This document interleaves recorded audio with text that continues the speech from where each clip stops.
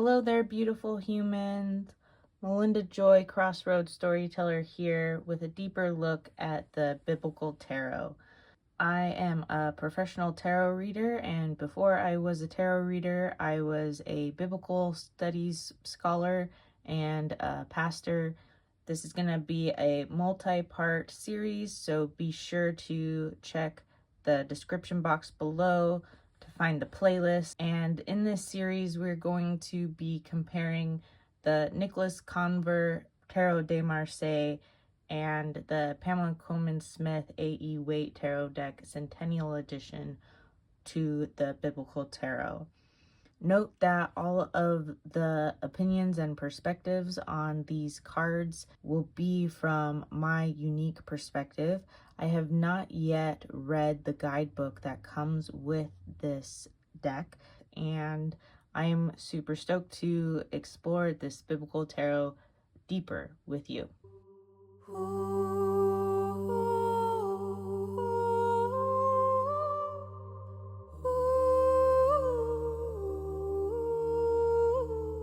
Here we got the Chariot. This is an interesting card. This is the most literal Chariot of all of the decks. Historically, the Chariot was very much a Platonic metaphor. A lot of the original cards are based off of Christian Hermeticism's perspective of Platonism. So this is a very symbol-heavy card when it comes to Platonic philosophy, and it's interesting how that gets represented, because here we've got two horses that are sort of smashed up against each other, like they sort of disappear into the box, and one is going one way and the other one is not sure which direction it's going. And then over here we've got two sphinxes, and they're not going anywhere. They're very still. But here we've got a very fast chariot, the chariot that pursued Moses in the Magician card.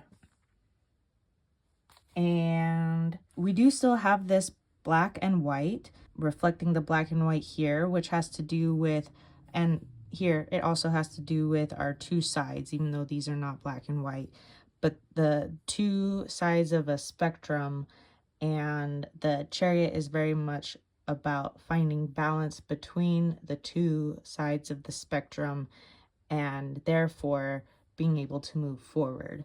And it's really interesting because the Pharaoh was very much hot, cold, yes, no, you can take the Hebrews, you can't take the Hebrews, get out of my sight. And then in this scene, we have him going after them. So yeah, I think it still holds this balancing quality and need to find more balance. This card makes me happy. Here is potentially a dog, although some people argue it is a lion. And here we very much have a lion. This is not the only lion represented in the Bible. I've seen other biblical tarot themed decks that put Samson as strength, which is very consistent with the Visconti-Sforza representation of strength. But that is not represented in this biblical tarot, so we're going to stop talking about those two decks and start talking about how brilliant Daniel in the Lion's Den is for strength. So in this deck and in this deck also, we have this connotation of force and strength and very gentle ladies hanging out with strong, fierce beasts. So there's a theme of strength being something that comes from within and not something that is pushed onto other people.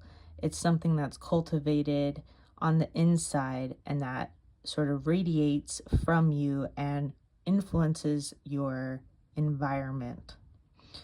And so here we have Daniel praying and being in this peaceful state that I'm talking about, and the lion's just chilling, hanging out next to him. I do appreciate this sort of fierce moment because we do have in all of the representations the teeth showing that this is a fierce beast. It's not a pretend lion. And this lion looks like if it wanted to, it could rip someone's head off.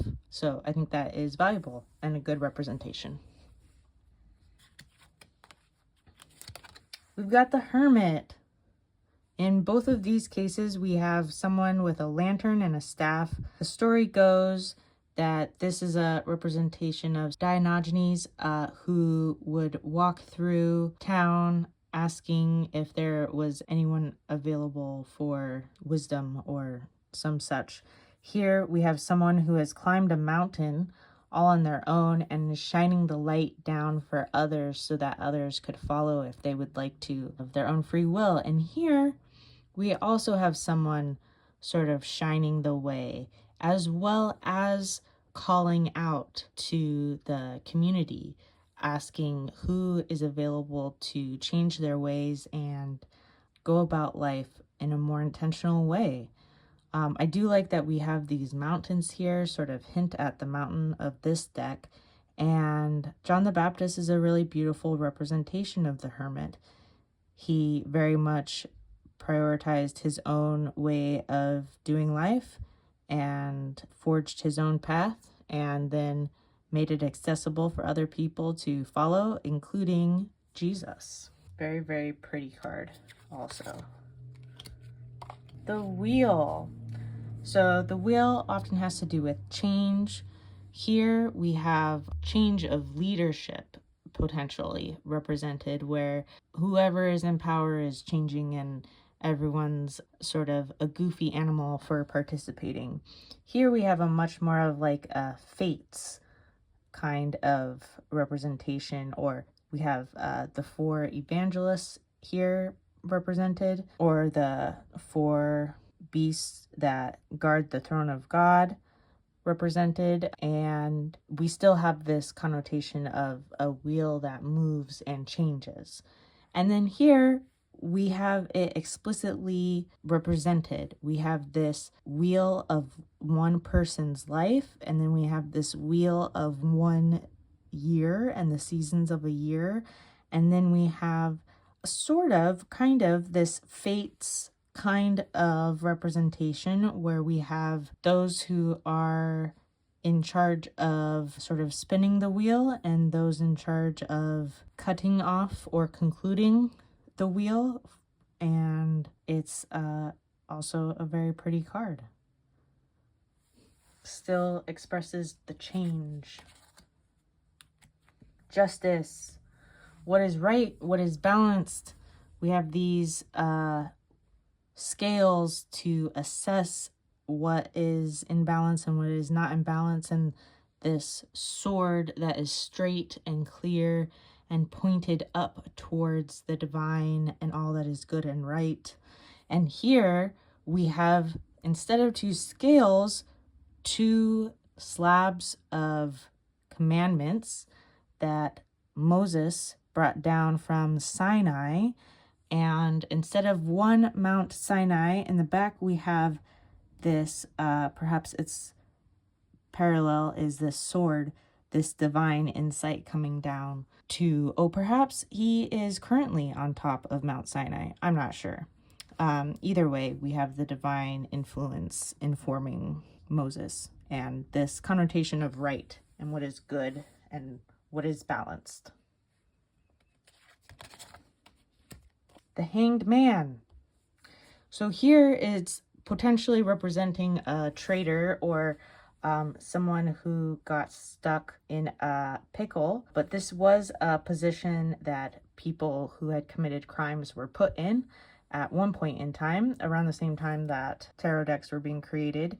Here we have some insight occurring for this hanged individual. We do have this knee bent, which parallels some other cards where knees are bent. Here, definitely no knees are being bent, but that's okay. We have different symbolism going on here. Sometimes this card is associated with Jesus hanging on the cross. Sometimes it's associated with Odin hanging on the tree that he hung on to receive his divine insight and the runes. Either way, we have a man hanging, and here they decided to choose Peter's crucifixion, which I totally get because Peter requested that he be hanged upside down on a cross so that he would not have the privilege of dying the way his master or the way Jesus died. It is interesting. I don't know that this card has the same connotation of insight, although maybe you could say that at this point in Peter's life, he had sorted out some of his problems around consistency and loyalty, and perhaps you could say that that is insight. But there is this stuckness for sure. I love that the fourth horseman is death because I think Pamela Coleman Smith very clearly is representing the same fourth horseman from Revelations. Here we have just the skeleton, Mort, but not labeled, of course. That would have been too superstitiously unfavorable. So we've got our scythe, which we also have here. But yeah, the ending of something. A conclusion. Thank you so much for looking at the biblical tarot with me a little bit deeper. Be sure to like and subscribe, and you won't miss any of the future content that's coming. So many blessings.